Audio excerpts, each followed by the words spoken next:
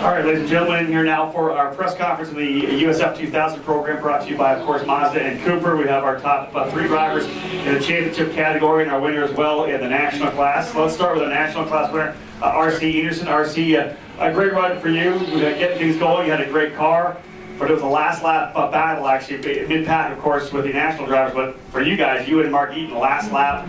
Run us through that last lap as you were able to make the pass down in turn 5. Yeah. Look it up. Yeah, when I was coming into turn 1, I was going to go for the pass, but I just did not. I was too far back to try and close the deal. But then going to 3, I was just trying to set up for a good draft pass going to 5. And he ran the defensive line. And then when we were getting into the braking zone, he went wide to try and get the line to go through 5. And I just broke as deep as I possibly could. And didn't think I was going to make the corner, but I'm barely making it.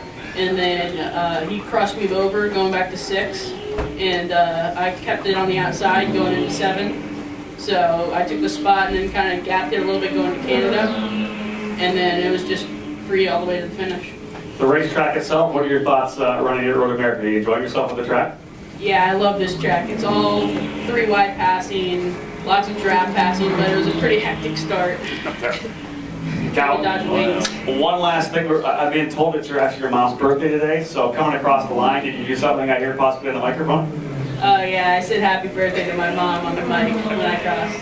That's the way to a little birthday present for her. Well done, RC. Congratulations, great job. Let's move over to the driver who finishes 3rd spot in the championship category, coming off a win at Mid-Ohio. Puts the car on the pole today. Not the greatest start. Obviously, as he said, fell back a little bit, but the car started coming in. Scott Anderson, you said that it really started to pick up midway through the race, and it seemed like you got a pretty good race car at the end.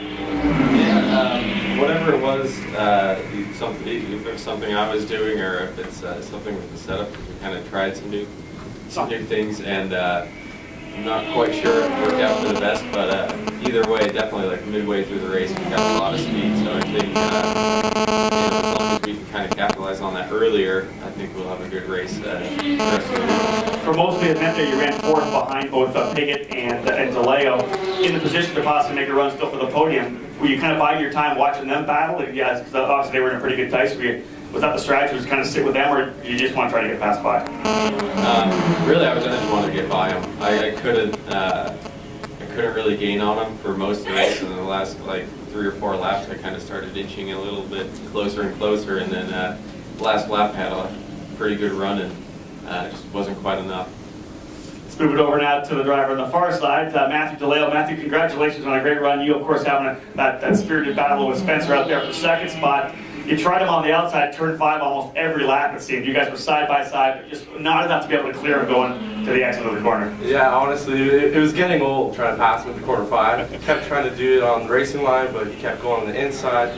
I just never had enough to overtake him on the outside, so he kept getting me, right? Was his car a little bit better at other parts of the racetrack, say through the carousel or something? You weren't able to make that run in Canada?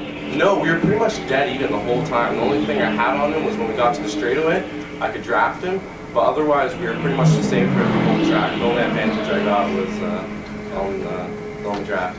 Well, obviously you were saying that you didn't think there was a lot of blocking, but obviously the race director did. They ended up giving him a drive-through. Do you think he was blocking a little bit? I'll ask you straight out. Yeah, I do think he was blocking because he went on the inside while I was on the outside, and then he pulled right back to the race line and almost clipped my winch. But yeah, I'm pretty sure that's a definition of blocking. Now, are you feeling a little more confidence coming in here? Obviously, a podium at Mid-Ohio. You ran really well at Mid-Ohio. Right out of the box in the 2nd here, even battling for 2nd, ended up getting 2nd overall. You got to feel good about the team and how things are moving forward. Yeah, I'm definitely confident about our next race and tomorrow and everything. But I'd like to thank my engineer, Peter, because he's running the show by himself right now because our other mechanics aren't here, so he's doing a great job along with my dad. And I'd like to thank Res Precast and MyJack and USF 2000 and Road America and all these guys for making this all possible. Congratulations. Well done, Matthew. Thank you. From one Matthew to another, let's move to the driver in the middle. Very, very important. DNF for the 2nd race at Mid-Ohio. Obviously changing things up in the championship a bit, but today to come back and actually take the point lead, the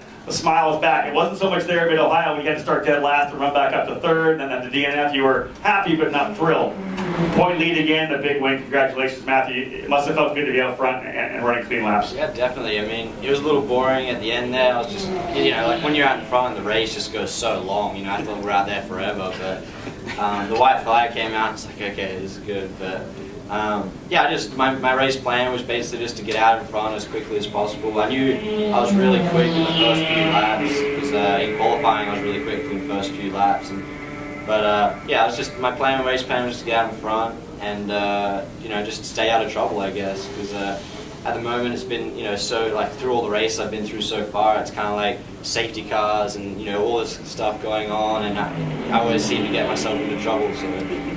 Well, not really, but it's been. I've definitely made it a lot harder for myself. So it was good to have one of those, easy it was good to have one of those nice races out front, like Sebring race 1. So it's definitely good to finally get back on the top spot.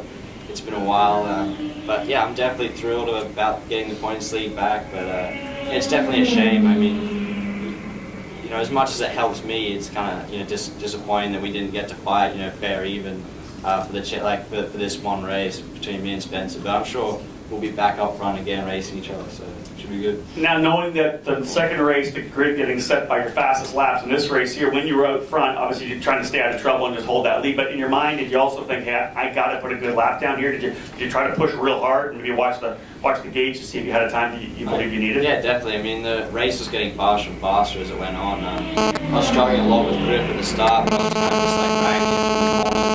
Towards the end of the race, the car started to really come on, and I started to get a lot more front grip. So I was just kind of like the lap times just kept coming down and down and down, and I think the last lap of the race was my fastest. So I was pushing the whole time, but it was a long race for me. Congratulations on your second win of the year. We'll see you back here this afternoon. Thank you. Thanks, guys. Good.